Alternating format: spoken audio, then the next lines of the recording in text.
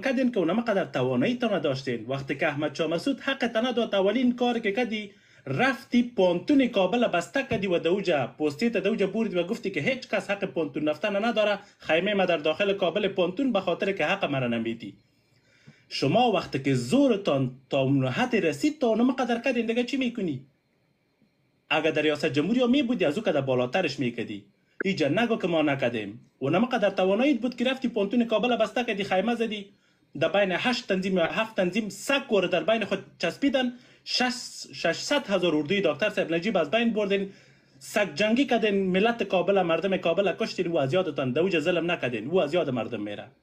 اونم قدر زورتان بود که سگ ور در بین خود به خاطر قدرت جنگیدین و مردم بی عزت، بی آبرو، بی وطن، بی خانه، بی هویت، بی حیثیت کردین. اونم قدر زورتان بود.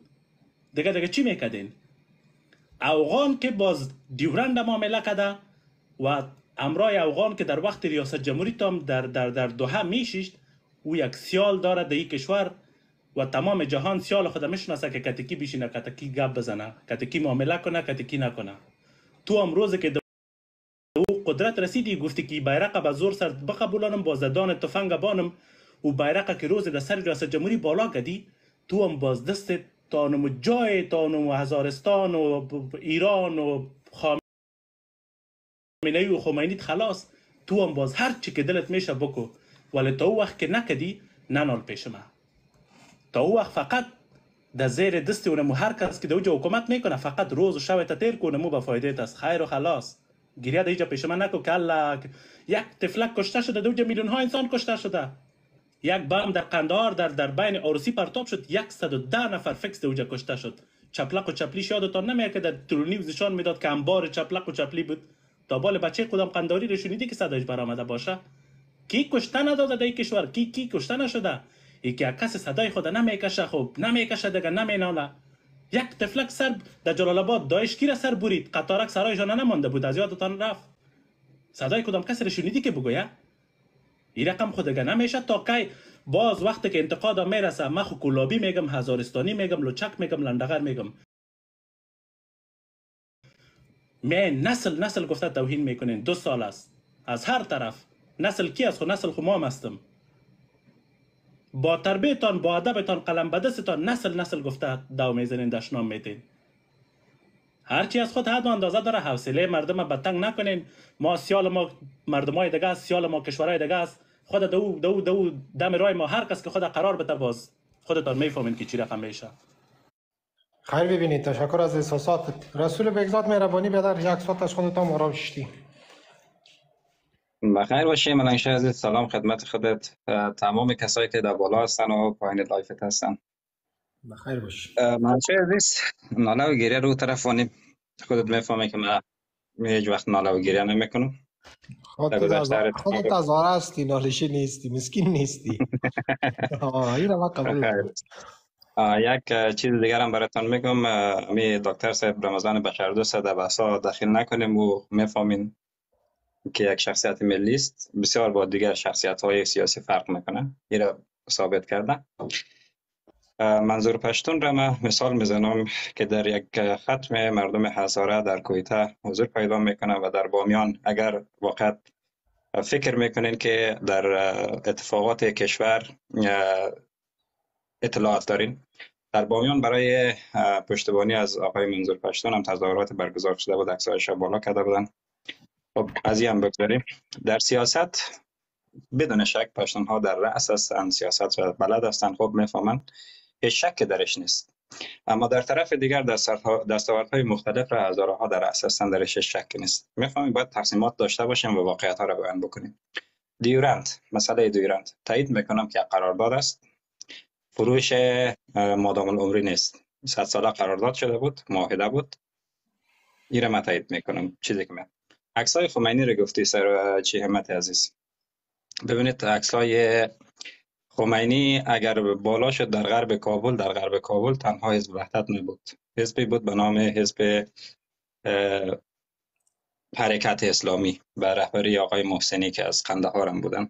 شما یک دفعه کتاب های آقای محسنی رو بخوانین و کارکرد آقای محسنی رو متوجه باشین. همین آقای محسنی به عنوان یک شیعه کسی بود که فتوای محارب بودن هزارها را صادر کرد. میفهمید محارب بودن در اسلام چه جایگاهی داره.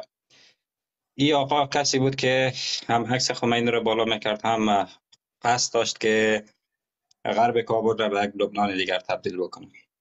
این ما از دل و جگر نمیگیم، از کتب آقای محسنی میگیم. کتبش یک دفعه مطالعه بکنید. پوهنتون را گفته همت عزیز. ببینید در پوهنتون کابل آقای مزاری رهبر شهید ما سخنرانی میکنه. آقای گلبدین حکمتیار هم در اونجا هست و دیگر شخصیت ها هست. میگه یک جفا است و با پوهنتون و دانشگاه کسی مخالف است که برای کشور خیانت کرده و خیانت میکنه. ایرا دمو سخنرانش هم موجود است و یک چیزی است و دو جنگ هایی که خانمانسوز دهه 70 و قبل و بعدش همه شاهد بودیم که چه گذشت. حالا ما برمیگردیم به یک چیزی همت عزیز. سال 1003 ای که در ایران است، ای در ایران است، ما قبول داریم. هر آن چیزی را که تو بگی همت عزیز ما استدلال خود را میکنم و در سر از یک سال ما میاییم. همین عکسایی که نشان میدیم ما خوب میاییم. سال 1353 و 54 ما از یک وطن پرست، از یک کسی ملیگرا ما میخوایم بشنویم که وقتی که همین اخوانی ها رفتن در پاکستان و تجهیز شدن و از سال 54 حملاتشان را بر افغانستان شروع کردن، استاد عبدالعلی مزاری شهید چه نقشی داشته رو اتفاقات و همو 7 تنظیمی که در کویته پاکستان و در پشاور و در اینجا دفتر داشتن و اول نمونه حملات خود را شروع کردن، نقش ما هزاره چی بود. ایران موت بی‌طرفانه به عنوان یک افغان که میگین، یک افغان واقعی، من دوست دارم که همین جوابتان رو بشنوم. میفهمین؟ با رفرنس اینجا تاکید شد که با رفرنس صحبت شد. همین رفرنس شما میخوایم بشنویم. هیچ کس برای ازی نمیتونه ای را انکار بکنه که آقای استاد عبدالعلی مزاری در بامیان نماینده ایران را قپاقگویی کرده، از بامیان بیرون انداخت. این هم کارکرد ما و سمت ما به طرف ایران.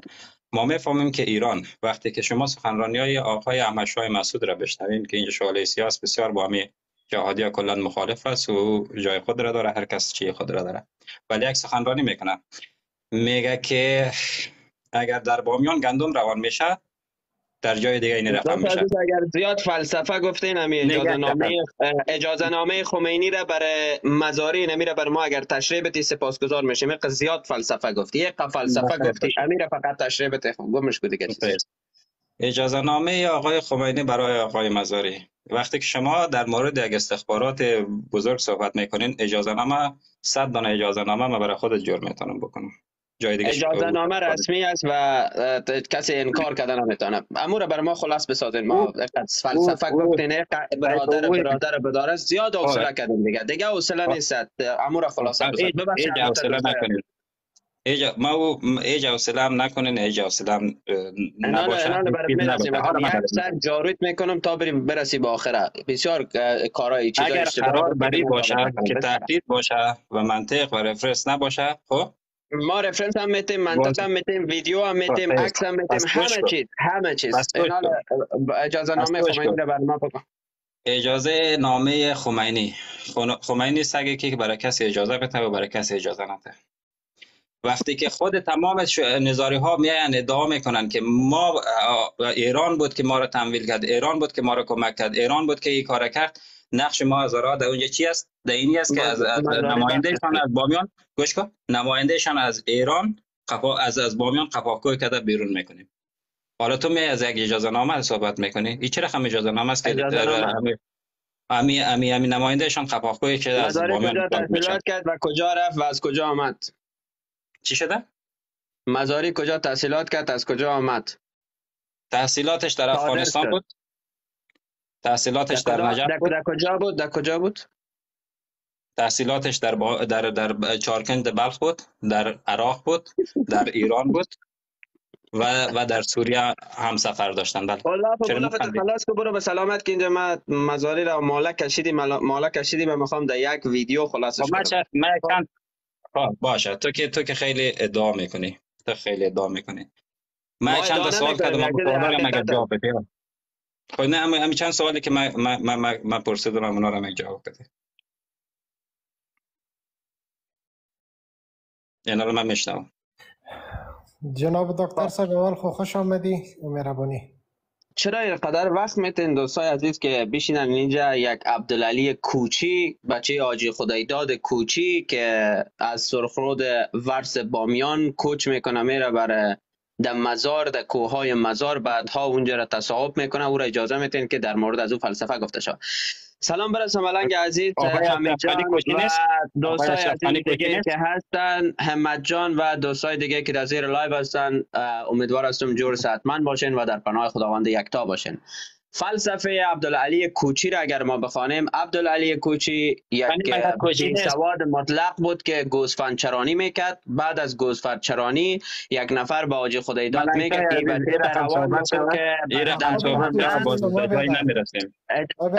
از این فلسفه گفتی بان که نام ما بشنوین. اشرف غنی از قوم کوچی نیست یا از طایفه کوچی پشتون نیست؟ ما میگیم کوچی بد است به خاطر از این کوچی این رقم است او نبوده. چرا نبوده؟ حاجی خدایداد نام پدرش نبود؟ کدام چیزی کرده؟ نام پدرش حاجی خدایداد نبود؟ حاجی خدایداد داره میگی؟ حاجی خدایداد کوچی. ادامه بده، خیر است. بی سواد هستین، در رابطه با رهبرتان معلومات ندارین، مشکل خودتان است، مشکل من نیست. اگر بی سواد هستین در رابطه با رهبرتان معلومات ندارین، مشکل من که استدلال داری. همین کوچی بودن ننگ است؟ نه خیر، شما همیشه پشتونها را کوچی گفته پیش میکنین. خیر اگر ننگ نیست چرا پشتونها را میگین؟ پشتونها طایفه به نام کوچی در بدن خود دارن یا نه؟ شما شد هر چیزی که برای خود شما شد او بهترین چیز است. بعد از او هر چیزی که سر دیگرها استعمال کردین او بد است. شما نبودین که پشتونها را دمی بسته سوشال میدیا او قوم کوچی او فلان شده او بستان شده. شما می آمدین پشتونها را طفل یک ساله 2 ساله پشتون به نام کوچی سر بریده بود علی پورتان و امثال همتان. با او خیر بود. او کوچی گناه است. کوچی تروریست بودن این رقم گپ است. وقتی کوچی میاد نزدیک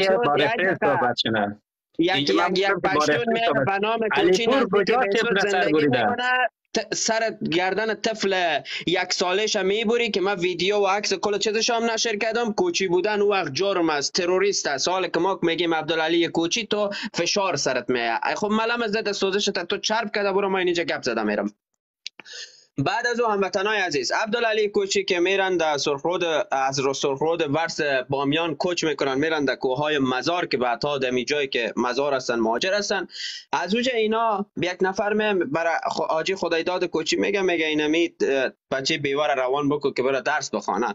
این روان میکنه در قوم ایران. از قوم ایرانی که در قوم ایران زیر دست آخوندای لواتتکار ایران کلان میشه. خودتان میفهمین من این گپا که میزنم گپ دروغ نیست. آخوندای ایران اینمی کارشان است، صیغه تبادل تا بالا میکنن و کار لوات گپا را. بعد از او این میره از اونجا که نه برای از جای دیگه است. بعد از او وقتی که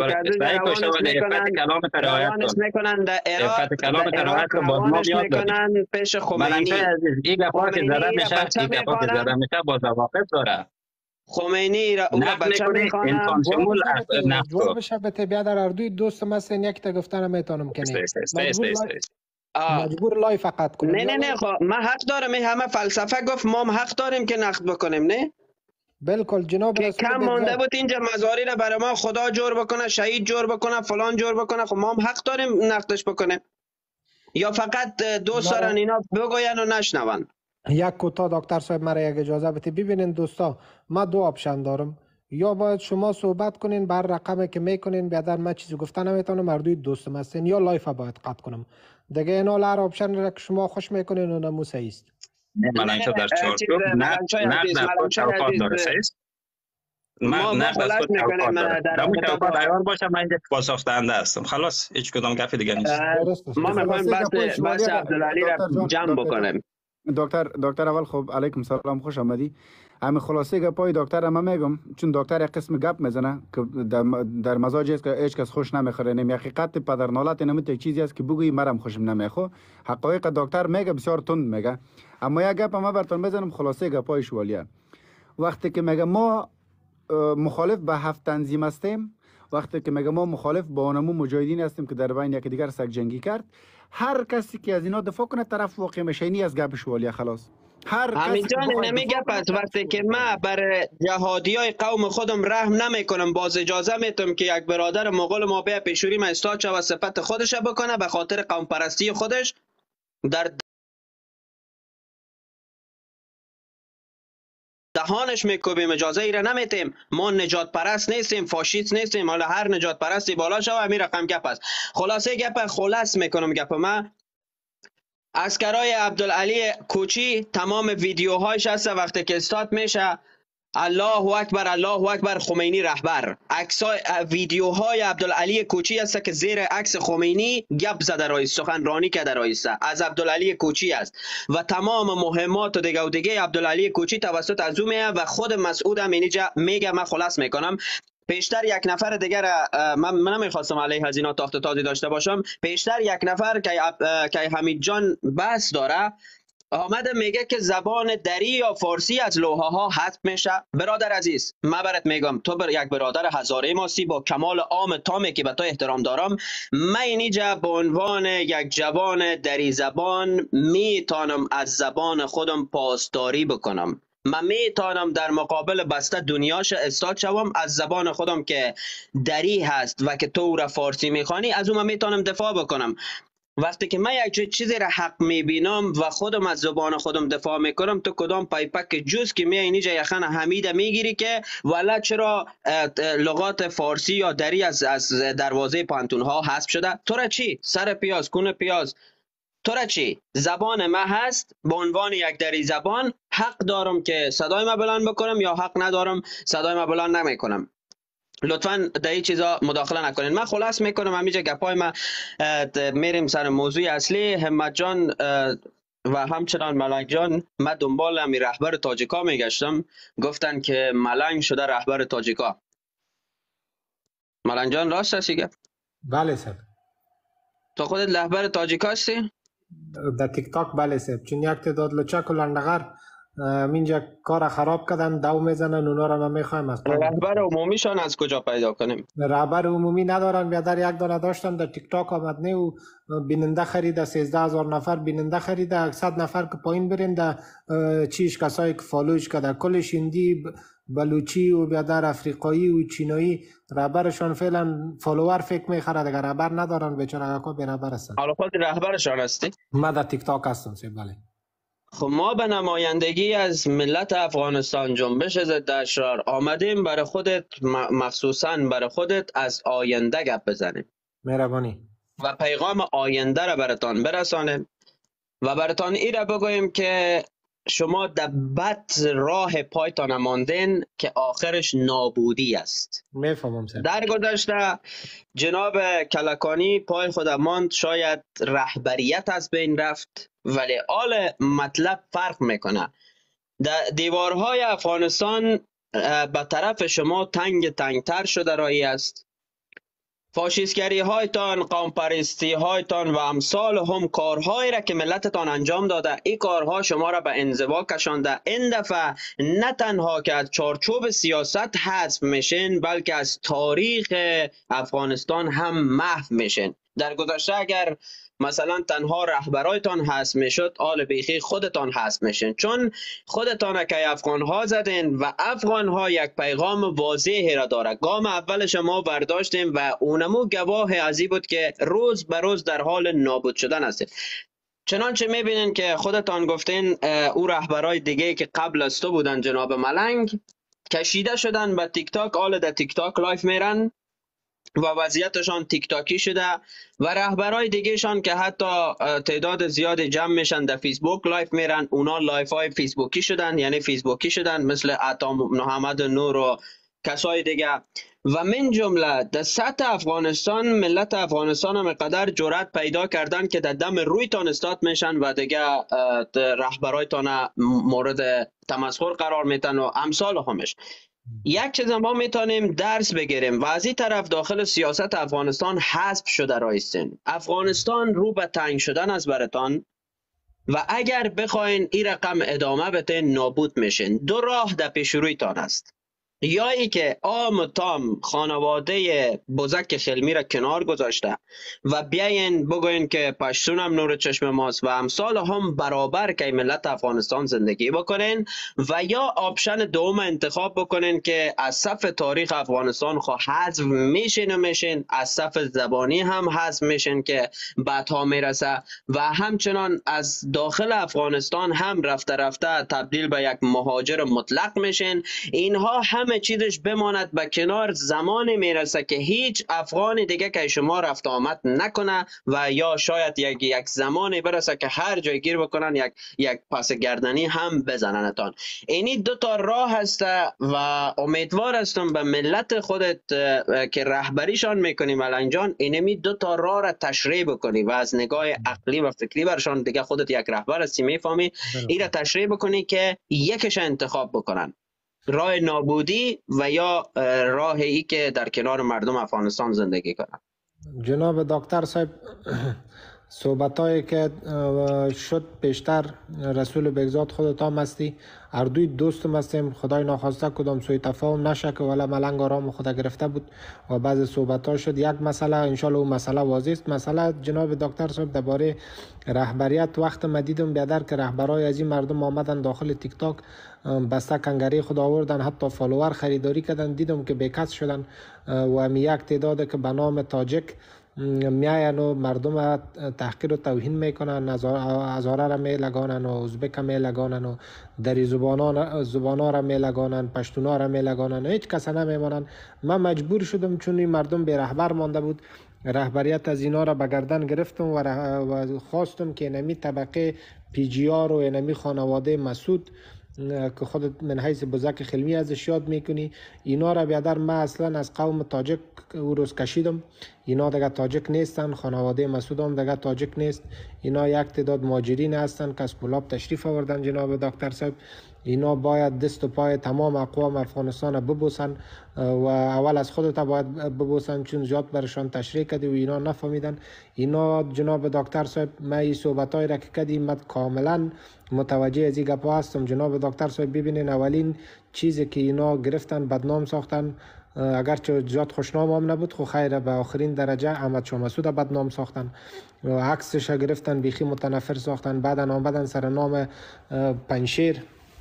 پنشیر قوم که 20 سال پیش به وجود آمد، در 20 سال به نام قوم پنشیری بود، ولی در بعد از شکست حکومت جمهوریت و آمدن طالب دوباره تاجک شدن، نام پنشیر را بد ساختن. که هر جایی که ببینی که می تخلصش پیجار باشه میگلو چک از بالا نبیاریش، دو میزنه. که مکتب خانه احمد شاه مسعود هم رقم اگرچه خوشنام نبود دگام بدنام ساختن. دیگه این مردم مربوط قوم که ما رهبرشان هستم، البته در تیک تاک، در بیرون از تیک تاک خب از او هم کسره ندارن، بیچاره‌ای نموده ماندن.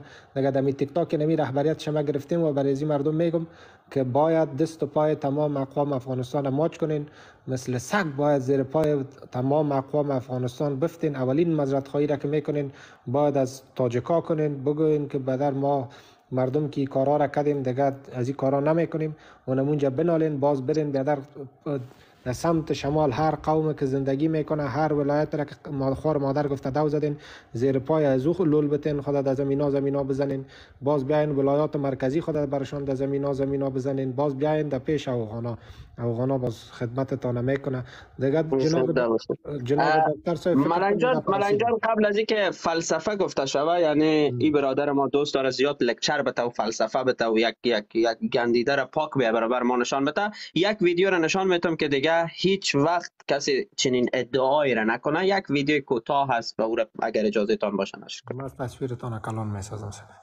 امی تصویر دوستای عزیز، یک چیزی را میگم، هر کسی که ادعای از این را داره که گویا عبدالعلی کوچی مزدور ایران و یا جواسیس ایران نبوده، من یک ویدیو خلاص کوتاه را میمانم. اینی جوانانی هست که از تیم مزاری هست و در پیشانیشان نوشته شده الله اکبر خمینی رهبر یا لبیک یا خمینی، اینجا واضح هست، در اینجا نوشته شده. خب ببینین، باز در ادامه مزاری هم در جمع هست، اینا شعر برای خمینی میخوانند.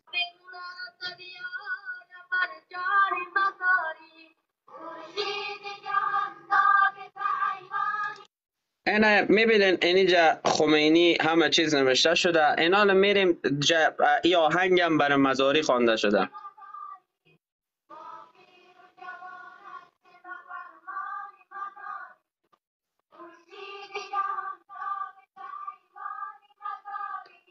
اونو هم خود لعنت شدهش است. دیدین؟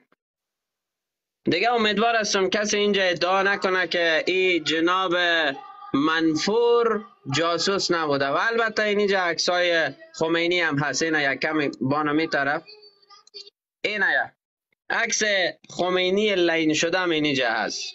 کسی ادعای از این نکنه که اتو شده و تو شده بیا برای ما رهبر. ما اینجا میاییم، ما خو احمق نیستیم، ما دیوانه نیستیم که بیاییم رهبرای قوم خود ما را که هر کدا همانا جهادیزم بودن فلان بودن او را بیایم بد بگویم، باز بر یک نفر دیگه اجازه بتیم او بیایه لبیک یا فلانی و بستانی بیا برای ما فرشته بکشه و بیا اینجا بگویه که نه در بین تشیع اونو محسنی یا فلانی بودن که اونا حتما سید بودن. اینا دشمنی که سید ها دارن و دشمنی که سید ها دشمنی که بسته افغانستان است، به خاطر که سید ها نوادگان پیامبر ما هستند و خون پیامبر ما در رگ‌هایشان جریان داره. هر کسی که بخواد تاخت تاز بکنه علیه سید ولو که از بیادر خودم باشه باید تو مجازات سخت شود. امیدوار هستم دیگه فلسفه نگویه که باز بعد از اون که فلسفه گفت که ده ها ویدیو دیگه می نمیجه است رد برد دانش خورده میره. قربانت جناب رسول بگزاد، مهربانی بیادر جوابای بخیر باشه. مننگشای عزیز، اول که محسنی سید نبود. محسنی یک قزلباش قندهاری، یک فارسیوان قندهاری بود، ربطی به سادات نداره. سادات سله سیاه میزنه، حداقل می قدره باید یک انسان اطلاعات داشته باشه. محسنی رو ناف به سادات عزیز نچسبانین، هیچ جای را گرفته نمیتونه. یک موضوع. موضوع دوم، جناب مننگشای عزیز، ما میفهمیم آقای ملا عمر صحبت های پاکستانی ها و ما اراکین ارشد پاکستانی را ما داریم. ما میفهمیم که گروه حاکم رهبرانشان در کجا درس گرفتن و در تمام جاها تمام چیزا مشخص است. اگر بخوایم که ما اینجا تخریب بکنیم یا چی کنیم، ما او رقم آدم نیستم که نالش بکنم یا بیایم عقده های خود را ویدیو بکش که مقامات فعلا افغانستان گفته باشن لبیک یا نواز شریف. یک ویدیو بکش ما او را محکوم میکنیم. یک دقیقه. آقای ملا عمر را ما میفهمیم در کجا کشته شد یا شما میگین شهید شد. امیرالمومنین این رقم نامش سبک نگیر. هر رقم که میگی. امیرالمومنین توهین دارد، تو ماندی شه. من شاید عزیز ما توهین نکردم، گفتم در صحبت خودت مداخله آقای ملا عمر گفتم توهین نکردم. یک گپ ما میفهم در کجا کشته شد، در کجا امو وظیفه برش سپرده شد. یک موضوع. اگر به گذشته بریم، ما میفهمیم که آقای عبدالرحمن خان تحت سیادت کدام دولت ها معاهده دیگرند را امضا کرد، شاه شجاع چی کار کرد و کسای دیگه. این اسنادش خودت شوالی عزیز میفهمی ما کدام عقده‌مند و عقده‌ای نیستیم که بیاییم اینجا چی بکنیم. گروه سرودی در یک محفلی میآید و یک شعر را میخواند. بسیار خوب خواند. اگر در اون زمان گفته شد که خمینی رهبر، در این زمان من میگم که خمینی سگ. درست؟ دنبال گذشته تا چه حد میرین؟ شما هم اشتباهات خود را داشتین، ما هم اشتباهات خود را داشتیم، تمام ما و شما اشتباهات خود را داشتیم. آیا باید دنبال در گذشته باقی بانیم و بگوییم که این رقم یک دقیقه سایکو نقد در داخل چوکات باشه؟ من گفتم که اینجا من جوابگو هستم، ولی متاسفانه شوالیه دکتر شوالیه که نام خودم مونده، تو عقده‌مندانه برخورد میکنی. ما میگیم که کی گفتیم که در گذشته اشتباهات نبوده و سران اقوام اشتباهات خود را نداشته؟ آیا ما به فردا چشم امید داریم یا به گذشته گیر ماندیم؟ اشتباهات را همه داشته، دهه 70 را همه به یاد دارن. در دهه 70 پشتون، نمیره هزاره، میگیم پس ازبک. اون لین شده عبدالعلی کوچی میخچو که کش نکو که بگو فرشته است. وقتی که ما تمام جنایتکارا خود جنایتکار گفتیم تو هم بگو بله جنایتکار است، نجات پرستی نکو. یعنی حالا دیگه تو خودت ناله کردی سایکو، تو خودت ناله میکنی. اما کسی را که سایکو نمان که من اینجا توهین بکنم، باش بگیر نمان که اینجا توهین بکنم. چطور است که من صحبت میکنم من آرام میکنم شما گپ بزنم من بگم ناله بکنم من یک افغان هستم. هر چیزی که میگه صحیح است، هر چیزی که بگم توهین است. من اینجا آقای ملنگ شاه عزیز، من اینجا توهین کرده؟ من بگم ناله نکن. شوالیه من هزاره نیستم که بیایم پیش ملنگ شاه یا پیش تو صحبت بکنم و ناله بکنم. من میگم تو ناله نکن. با آینده آینده را مد نظر بگیر و صحبت بکن.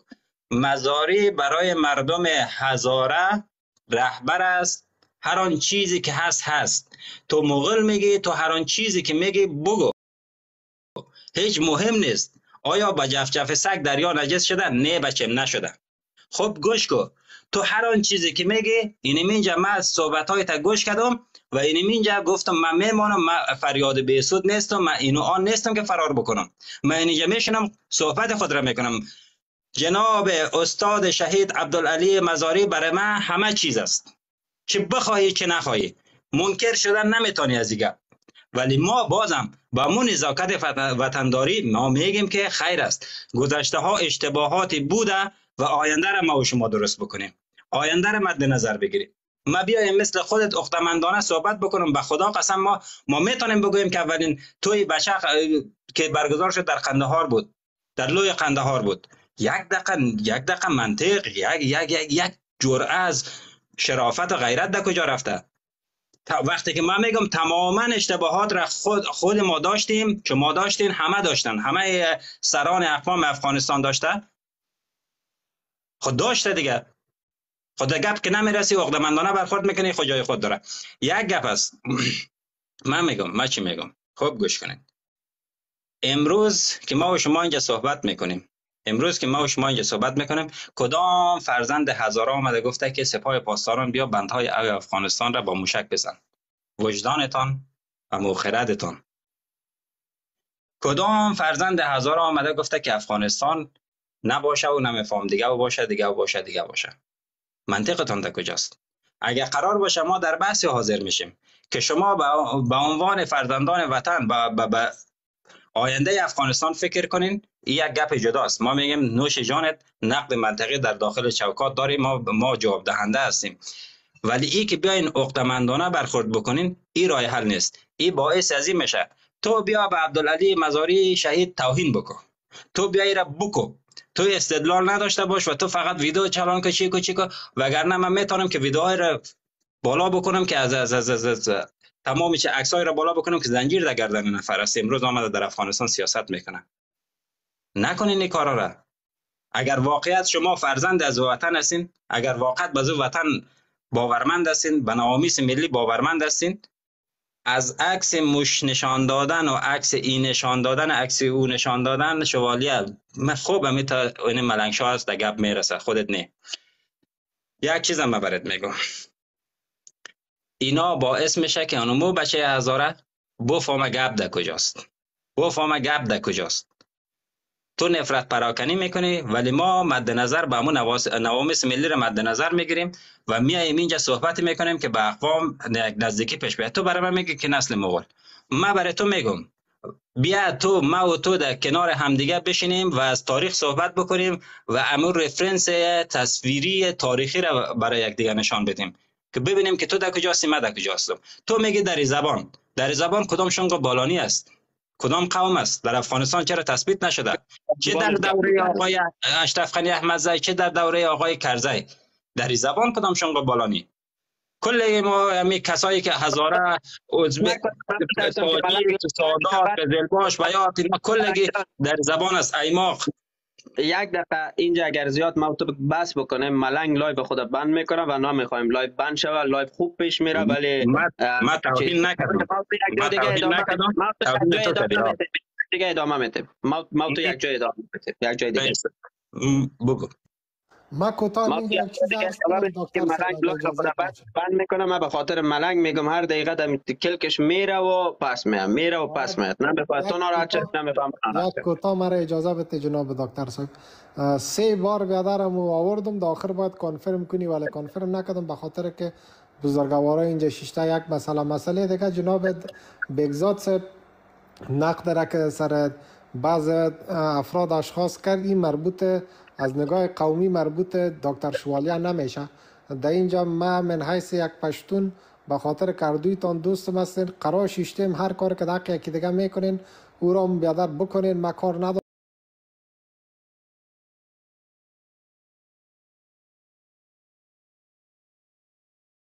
زیاد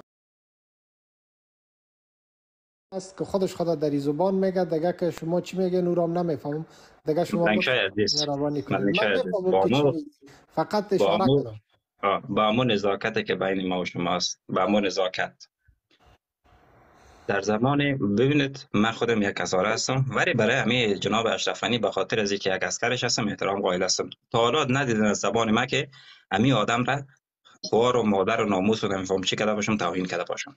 هرگز این کار نمیکنم. فهمیدین؟ نه من میفهمم. ملک شای عزیز، لایفتون ملک شای عزیز، قربانت، همین در زبان قومی در زبان در افغانستان وجود داره. او را دیگه شما فیصله کنین در بین شما. نه من فیصله نمیکنم، نسای کنم.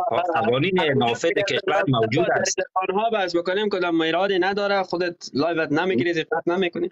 در مورد هزاره و واژه هزاره و در زبان بحث بکنیم. شوگاری عزیز یک دقیقه او جواب تا علامه استاد عبدالحی حبیبی گوش کو.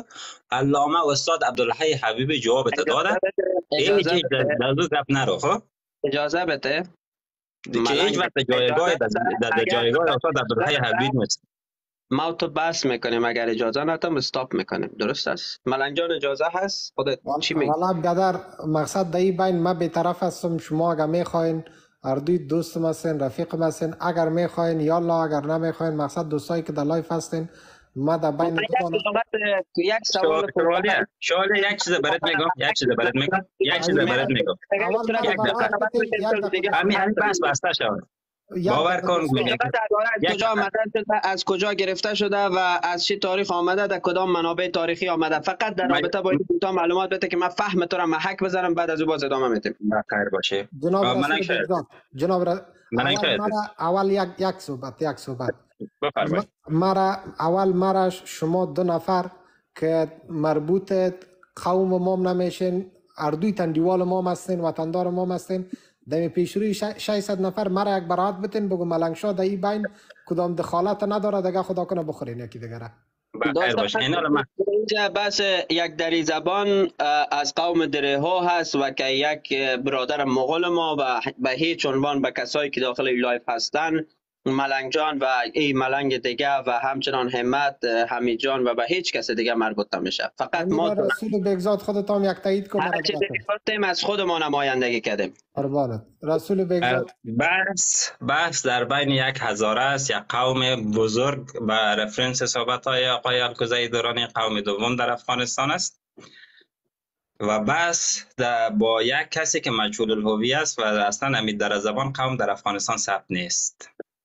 ملنگ در بین کدام کار نداره میرم بگو. ملنگ شاه عزیز در بینش کدام کار نداره. حالا جواب سوال خدا کنه بخیر. بخیر باشه. حالا جواب من همین سوال حمید جان و همت جان توهین نشه بر از اینا، چون اینا هم مبارزین وطن هستن. اگر اینا هم مخالفت بکنن ما پای پس میکشیم. نه هیچ کدام گپی نیست. سوال کردی که یک رفرنس بده برام. سوال کردی که رفرنس برای من بتونی؟ بله رفرنس شما میتین برای من، رفرنس موثق میتین و ما هم اینمیل گوگل را باز کردیم در پیشوری است. یک تا رفرنس ها را میارم بالا و تاییدش از داخل گوگل و از منابع تاریخی میگیریم، از کتاب های تاریخی. بسم الله. واژه هزاره از که شکل گرفته، از کجا آمده، چطور آمده، چطور به وجود آمده و چرا شما را چنین چیزی خطاب کردن؟ بسم الله. بخیر باشین. ما میفهمیدم که اطلاعات شوالیه سیاه فراتر از ویکیپدیا و گوگل نمیره، مطالعه تاریخی نداره. تشکر که ثابت کرده که این گپ ما یک گپ هست که جواب بده. رفرنس داره و خودش فلسفه نگو، سوال جواب بده. فلسفه نگو. ما گفته که همین نام هزاره ما برای تو نوشته های آقای عبدالحی حبیبی را ما رفرنس بدم. به چه صورت؟ آقای عبدالحی حبیبی برای معتبر عبدالحی حبیبی کی است؟ بله. یک تاریخ نگار، یک نویسنده، یک پرسون تبار. برای من منبع نیست، منبع تاریخی. فقط یک کسی را برای من منبع بکش که 1000 سال بیشتر قدامت داشته باشه. 1000 سال پیشتر. در تاریخی که آقای بطلمیوس یکی از تاریخ نویسان یونانی است. بطلمیوس کی است؟ یکی از تاریخ نویسان یونانی است. بطلمیوس ها؟ بطلمیوس سرچش بکنم بطلمیوس کی هست؟ بطلمیوس یک دفعه سرچ کن که در جواب برسی. خب بطلمیوس چی کرده؟ تاریخ نویس بود یا نه؟ یک آدمی بوده، گردشگر بوده، تاریخ نویسی نبوده. تاریخ نویس بوده، گردشگر بوده، بچه کلید خود را نوشته. کدامش بوده؟ اول، دوم، سوم کدامش بوده؟ یان چی گفتی؟ بطلمیوس اول، دوم، سوم کدامش بوده؟ بخی بطلمیوس اول بگیر، در زمان اسکندر کبیر. اسکندر کبیر. خب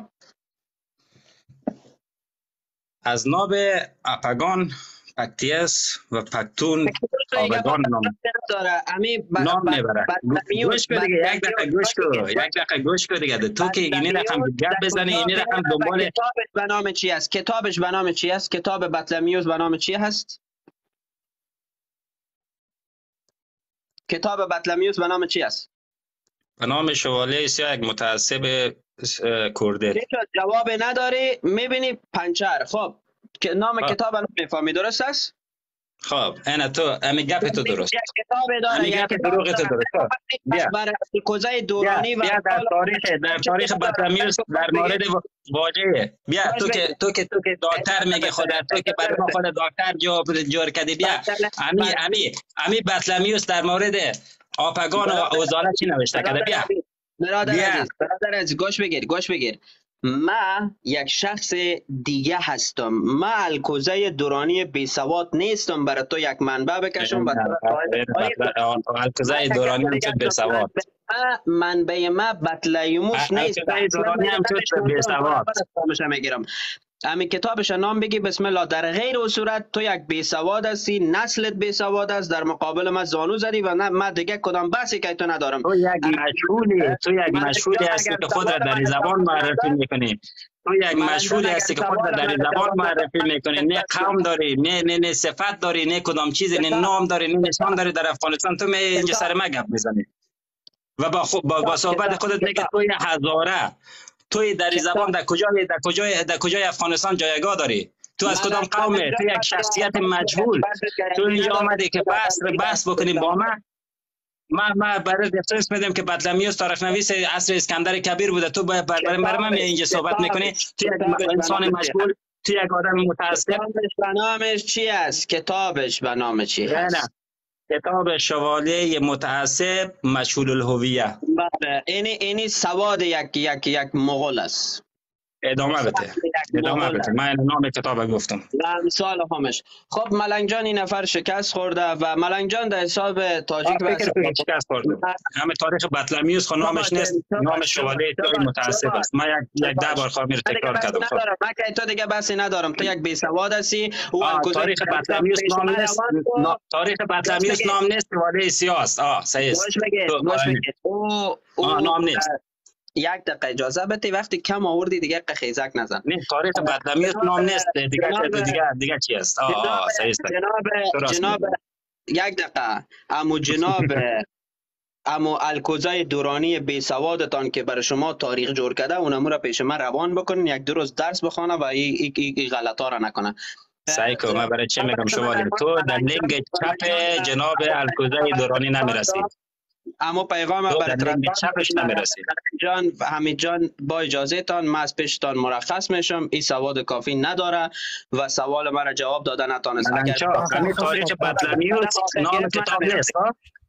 همین نام کتاب نیست، نام از این شوالیه بی سواد متعصب. بیاین دیگه دکتر صاحب میره بس ختم. زنده باشین. بخیر باش. یک طرف بس میره. میخوام براتان حمید جان همچنان ملنگ جان بخشش باشه که من مزاحم لایوتان شدم. فقط ملنگ جان، حمید جان، همت جان و دوستای دیگه ایره براتان میگم ما یک گام بسیار بزرگی را برداشتیم. در این گام بزرگ همراه ما باشین به خاطر افغانستان زیبا و به خاطر افغانستان آینده.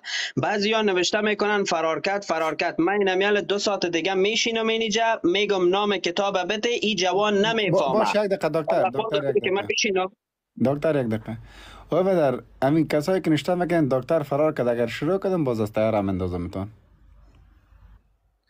یعنی دکتر نفس میگیره باز اگر من شروع کردم اگر از تیار انداختمتون باز چون میتون نبرید. نفرشان میخوان من این نفر قایم میگیرم میگم نام کتاب بگو. یک ذره بیشتر بشرمانم من اندازم از هلیکوپتر من اندازمتون ناقا. بس است فکر کنم بس است دکتر صاحب. برو دکتر صاحب با ما.